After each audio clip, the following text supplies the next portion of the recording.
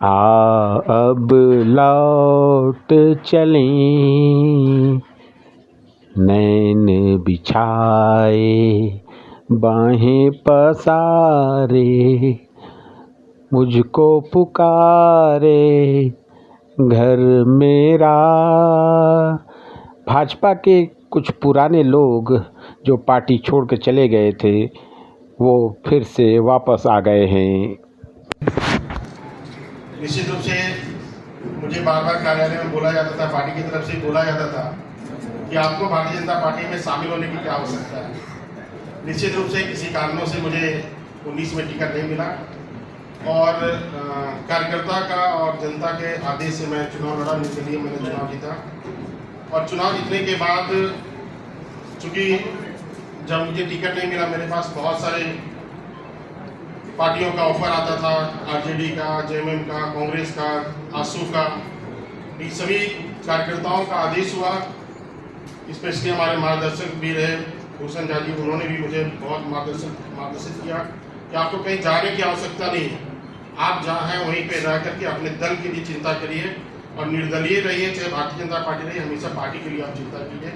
और मैं चुनाव लड़ा, आप सबों के आशीर्वाद से चुनाव जीता भी और लगातार मैं पार्टी का सेवा किया। आज एक औपचारिकता है, आदरणीय अध्यक्ष जी का आदेश हुआ है तो हम लोग सभी आज अपना सदस्यता ग्रहण कर रहे हैं।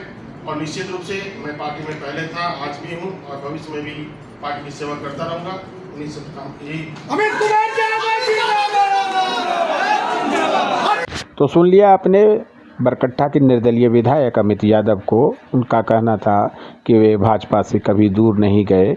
हाँ, ये ज़रूर है कि 2019 में टिकट नहीं मिलने से खफा होकर पार्टी से इस्तीफा दे दिया था। इसके अलावा गांडे से पूर्व विधायक जो 2014 में भाजपा से विधायक चुने गए थे, उन्हें भी लगा कि घर वापसी ही सही निर्णय होगा।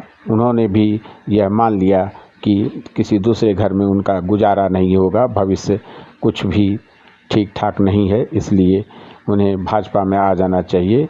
जयप्रकाश वर्मा भी भाजपा में शामिल हो गए और यह मान लिया कि भाजपा में ही उनका भविष्य है। जनता पार्टी का विराट नेतृत्व, एक अच्छी सोच, एक अच्छी ऊर्जा, जिस प्रकार से नरेंद्र मोदी जी पूरे इस देश के साथ साथ पूरे विश्व का नेतृत्व कर रहे हैं, एक ग्लोबल लीडर हैं, उसी प्रकार से आज झारखंड में जब चुनाव होने वाले हैं तो ऐसे समयों में हम सबों को माननीय बाबूलाल मरांडी जी के नेतृत्व में चलते हुए इस राज्य के निर्माण की एक नई कथा लिखने की आवश्यकता है। मैं आप लोगों से आग्रह भी करता हूं, जो हमारे साथी सहयोगी साथी आए हुए हैं, विभिन्न क्षेत्रों से आए हुए हैं, यहाँ तक मुझे लगता है कि 3 क्षेत्र से आए हुए हैं, गांडे विधानसभा क्षेत्र से आए हुए हैं, बरकट्टा विधानसभा क्षेत्र के लोग आए हुए हैं, महेंद्रपुर विधानसभा क्षेत्र के लोग आए हुए हैं। हम तो आप लोगों से भी कहना चाहते हैं कि आप लोग भी जिससे झारखंड राज्य के निर्माण में सहयोगी बने, यहाँ से लौट करके जनता के बीच जाकर के जनता को एक अच्छा मैसेज देने का काम करें, संदेश देने का काम करें कि जिस प्रकार से बाबूलाल मरांडी जी के नेतृत्व में झारखंड का निर्माण जब हुआ था, आगाज उन्होंने बेहतर तरीके से किया था और एक बार फिर से समय आ गया है कि हम सब बाबूलाल मरांडी जी को नेतृत्व सौंपे। ये तमाम चीजों को क्या कि इनके पास एक दिशा है, दर्शन है, विजन है। चलिए, बहुत बढ़िया, आपने बाबूलाल मरांडी की खूब तारीफ़ की और लगता है कि इस उम्मीद से तारीफ़ कर रहे हैं कि अगले विधानसभा चुनाव में उन्हें गांडे से प्रत्याशी बना दिया जाए। या तो खैर समय बताएगा कि आपको टिकट मिलता है या नहीं, लेकिन आपकी पूरी कोशिश होगी। इतना तो आपने ज़रूर कह दिया कि भाजपा में रहेंगे, संगठन जो भी काम देगा वह करेंगे। तो चलिए एक और व्यक्ति से मिलिए जो भाजपा में शामिल हुए हैं। डीएसपी की नौकरी छोड़कर नवनीत हेम्ब्रम भाजपा में आ गए हैं। महेशपुर क्षेत्र से यानी विधानसभा क्षेत्र से चुनाव लड़ सकते हैं। सुनिए उन्हें। निश्चित रूप से मेरा प्रयास यही रहेगा कि मैंने अपना निर्णय लिया है कि मैं किसी भी सेवा छोड़कर मैं राजनीतिक में जा रहा हूँ।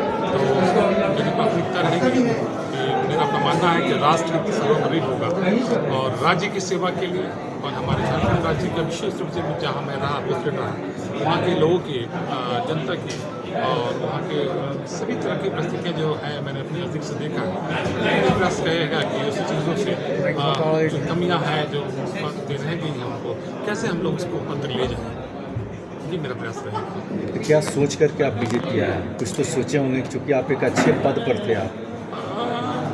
ऐसा कभी मैंने नहीं सोचा था, सपने भी मैंने नहीं सोचा था कि मैं कभी नौकरी छोड़कर राजनीति में जाऊंगा।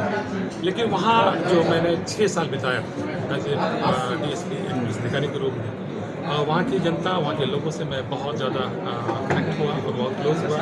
एक भावनात्मक संबंध मेरा बनता चला गया और वहाँ की जनता और विशेष रूप से भारतीय जनता पार्टी के लोग जो कार्यकर्ता हैं, उनका मानना था कि उन्होंने मुझे बहुत प्रेरित किया कि आप जैसे व्यक्ति की बहुत ज़रूरत है और अगर आप जैसे व्यक्ति इस क्षेत्र में आते हैं तो निश्चित रूप से भारतीय जनता पार्टी तो मजबूत होगी, सशक्त होगी और वहाँ के लोगों का जीवन स्तर भी कहीं न कहीं जो आज बहुत नीचे स्तर वहाँ के मतलब महसूल। झारखंड विधानसभा का चुनाव जल्द होने वाला है। इस तरह के मौसम में इस तरह का दृश्य देखा जा सकता है। भाजपा खुश है कि उसके यहाँ आमदनी बढ़ रही है। अभी फ़िलहाल कोई नुकसान नहीं दिख रहा है।